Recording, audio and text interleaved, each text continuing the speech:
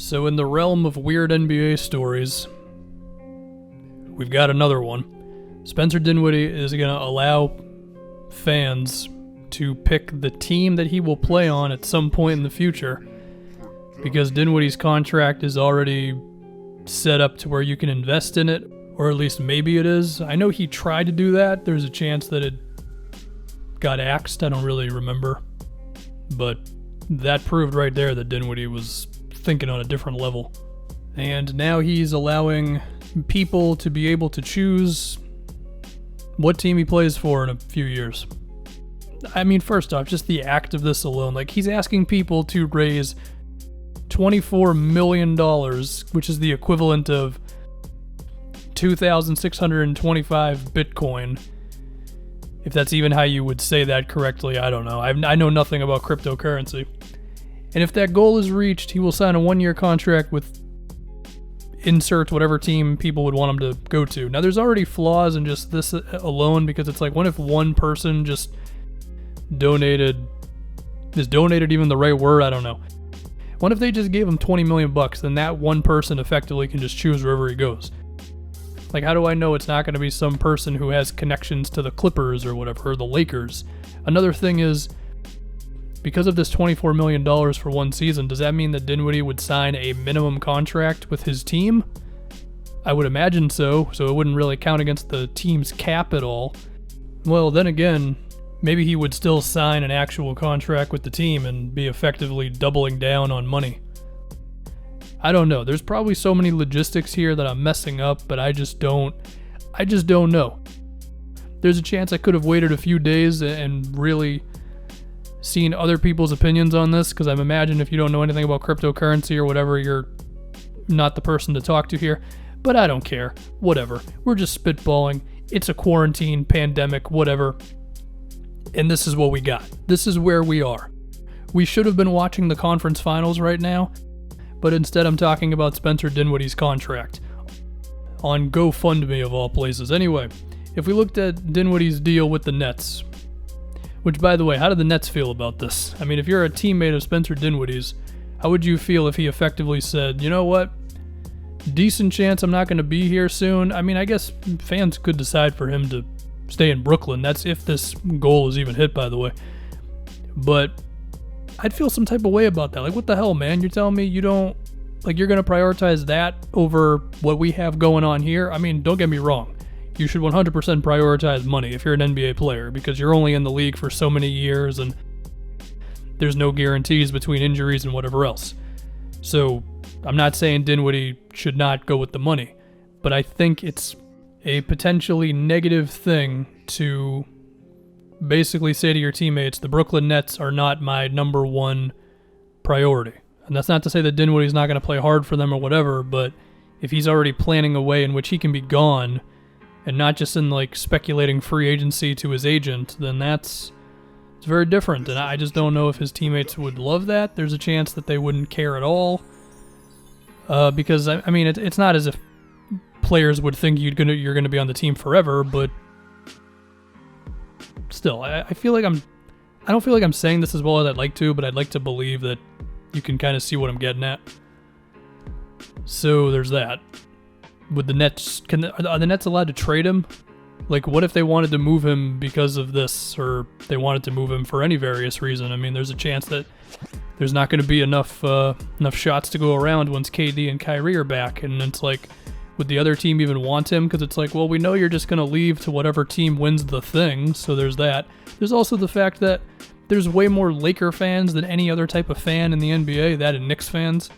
So wouldn't they just win? I mean, what would be, like, it's still, what are the logistics of this? If this even actually progresses to the point in which Dinwiddie's actually changing teams because of this, what is the decision process? Is it really just going to be whoever contributed the most? What if everybody contributed a small percentage? Would there be a big poll amongst everybody? Because the Lakers are going to win that. Like, we can just effectively guarantee that Spencer Dinwiddie is going to be a Laker in 2022 because he has a player option that he's going to decline if this goes through, because he'd be making $24 million. That's twice as much as the 12 he's scheduled to make right now in that season. So I don't know. There's a lot of things with this, but I'm not saying it's inherently a horrible idea. I mean, for all we know, Spencer Dinwiddie could be the architect of the way sports contracts are made. I mean, maybe 20 years from now, this is what everybody's doing. I mean, it is, in a way, it is basically taking away the player from the team. I mean, he's still going to be on the Nets and stuff, but he becomes kind of his own brand within the league, you know? Not that they weren't already that, but this is kind of the next step in that direction, you know?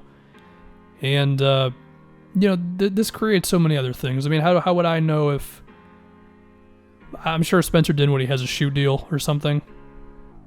How do I know that Nike wouldn't put in the most amount of money because they want him to go to a team? I mean, that's another thing, is if you've listened to, I think it was podcasts, or it was Ethan Strauss's recent book talking about, like when KD signed with the Warriors, and obviously that, you know, better player, bigger team, all that, but there was a fear that there was going to be a conflict between Under Armour with Steph Curry and Nike with Kevin Durant.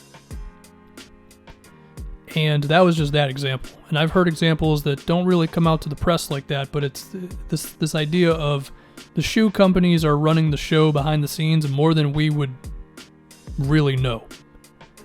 And could a shoe company get involved in this? Yeah, potentially. I don't know. This could just be a one-off thing, but this really could be the beginning of something crazy years down the road. You know what I mean? I know in, overseas, America, we call it soccer. Over there, it's football. Teams can buy players. You know, like a guy can just agree to go to a different team, and they come to an agreement of a bunch of money, and it's a thing. And like, is this, in a way, the NBA's version of that? I would guess so. Now, I don't really think this would become a thing in the NBA on this level if everybody wanted to do it. I'm imagining the collective bargaining agreement would have a few things to say about this. The owners would have some pushback. And it would be pretty lame if NBA players were changing teams every single season. So I really don't know how it would happen. But it's wild to talk about, you know? I mean, there's a bunch of things you can poke holes into, and there might be some sort of morality conversation to be had.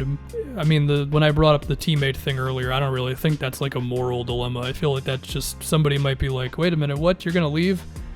But, you know, there might be some ethical conversation to be had about what you owe to yourself, what you owe to the league, and the idea of a regular person like me, or most people, or probably every person watching this video, being able to directly give money to a guy who already makes way more money than we do.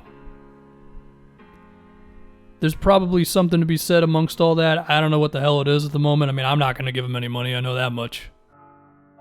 But would I fault anyone for doing it? No, it's your money. You can do what you want with it, and if you want to be a part of the wave, go for it. In a way, this isn't even a basketball conversation. Another thing to think about, because I'm reading Reddit, and some dude posted a thing about why it wouldn't be allowed in the collective bargaining agreement, and it's a quote, and it's in lawyer talk, so I can't understand it at all. But it's like, is anything Dinwiddie doing technically within the realm of the NBA right now? Because it's like, if people give you money on GoFundMe.com, which is what this is, and then they vote on an internet poll to pick your team, and then you sign with that team, did you technically do anything that the NBA can punish you for? Like, yeah, we all know you did, but we're dealing with contracts and that type of stuff. Like, can the NBA regulate that from a player? Like, at what point does it become the NBA controlling one of their players and essentially wanting them to be like a robot or something, if you wanted to go that far? It's kind of a wild conversation when you really dive into it, and it starts to make you think about, again, the idea of like, what does a player owe the league? What does the league owe a player? Do they owe each other anything? Do you owe your team anything? Like, it's kind of nuts, and it's all wrapped in a thing of a bunch of people like me just giving a guy a whole bunch of money who doesn't need the money.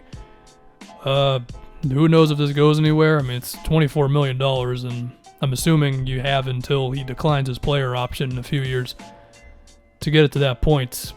Why is it 24 million, by the way? Like, what would be wrong with 19? I don't know. It's pretty nuts. It's pretty freaking nuts.